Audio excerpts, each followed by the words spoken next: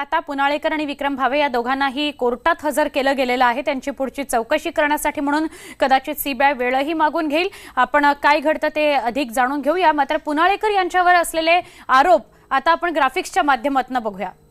संजीव पुनाळेकर यांच्यावर असलेले आरोप बघा। हत्येच्या कटात पुनाळेकरांचा प्रत्यक्ष सहभाग हा पहिला अत्यंत महत्त्वाचा आरोप।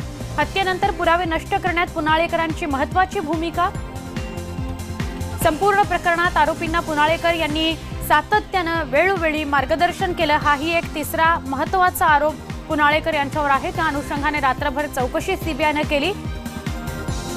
तर विक्रम भावे यांच्यावरचे आरोप काय बघा। हत्येच्या कटात प्रत्यक्ष सहभाग, घटनास्थळाची रेकी करण्यात आरोपींना मदत केली विक्रम भावेनं। दाभोळकरांची आणि दिनश्चर्येची ओळख करून देणे,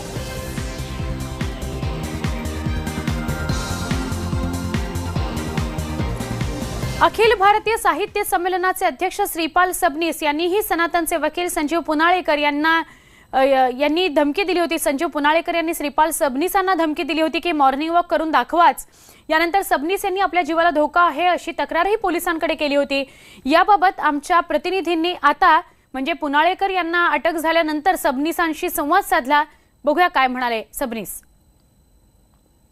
नरेंद्र दाभोळकर यांच्या हत्येप्रकरणी सनातन संस्थेचे वकील असलेले संजीव पुनाळेकर यांच्या अटकेमुळे खळबळ उडालेली आहे आणि पुनाळेकर यांनी मॉर्निंग वॉक करण्यावरून श्रीपाल सबनीस साहित्य संमेलनाचे तत्कालीन अध्यक्ष यांना देखील एक धमकीवाजा गर्भित इशारा दिला होता।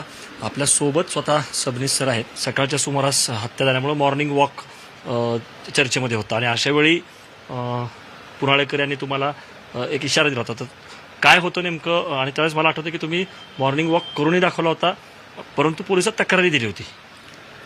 महाराष्ट्र पोलीसकडे जाहीरपणाने मी धमकी मिळाल्यानंतर तक्रार केली होती।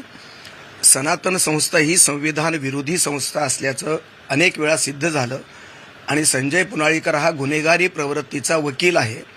त्यांनी आरोपींना सोडवण्याच्या निमित्तानं अनेक प्रकारचे गुन्हे दाबण्याच्या दृष्टीनं कायद्याचा मिसयूज केलेला आहे आणि पुरावे नष्ट केल्यानंतर आरोपी सही सलामत सुटतो हे त्याला चांगलं माहीत असल्यामुळं जे सीबीआयनं आता आरोप ठेवलेले त्याच्यामध्ये 100% तथ्यांश असला पाहिजे।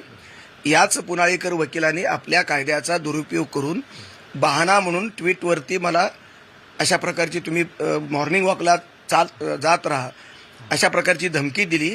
कारण मॉर्निंग वॉकच्या वेळेलाच कॉम्रेड पानसरे आणि डॉक्टर दाभोळकरांच्या हत्या करण्यात आल्या। या हत्यांच्या कटामध्ये कुठेतरी कळत न कळत किंवा अत्यंत अप्रत्यक्ष पद्धतीनं कायद्याच्या ज्ञानाच्या बाजूनं संजय पुनाळेकरचा डायरेक्ट संबंध आहे हा माझा जाहीर आरोप आहे।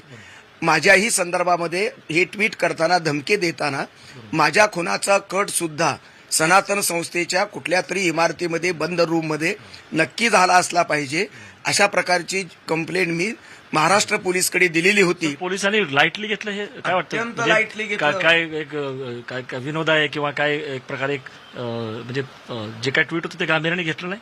महाराष्ट्र शासनाच्या पोलिसांनी बेशरमपणानं माझ्या कंप्लेंटचं निगेटिव्ह उत्तर दिलं। कुठल्याही प्रकारचे नॉन कॉग्रेजेबल अशा प्रकारचं उत्तर आलं। मला धक्का बसला। शोध घेणं, कटकारस्थानाची माहिती घेणं ही पोलिसाची पहिली जबाबदारी आहे। अखिल भारतीय साहित्य संमेलनाच्या तत्कालीन अध्यक्षाला जाहीरपणानं धमकी देणाऱ्या त्या गुन्हेगाराला सीबीआय आज पकडतं आणि महाराष्ट्र पोलीस मात्र त्यावेळेस त्यांना नॉन कॉग्नेजेबल करतं आणि क्लीन चिट देतं। नाकर्तेपणा आहे, नालायकपणा आहे, नुसता नाकर्तेपणा नाहीये। महाराष्ट्राच्या पोलिसाला शोभण्यासारखी ही अवस्था नाही, पण हा माणूस अत्यंत नालायक आहे, वकिली व्यवसायाला कलंक आहे आणि या माणसाला वेळीच ताबडतोब शासनानं आणि पोलीस यंत्रणेनं पकडून आता त्याचा शहनिशा करून मूळ सूत्रधारापर्यंत सनातन संस्थेच्या गाभ्यापर्यंत गड्ड्यापर्यंत पोलीस पोहोचणं हे देशाच्या दृष्टीने आवश्यक आहे। अत्यंत नेमक्या शब्दामध्ये सरांनी सांगितलेलं आहे की पुनाळेकर यांनी मॉर्निंग वॉकला जाऊन दाखवा हे जे काही ट्विट केलं होतं आणि सरांना एक प्रकारे गर्भित धमकी दिली होती।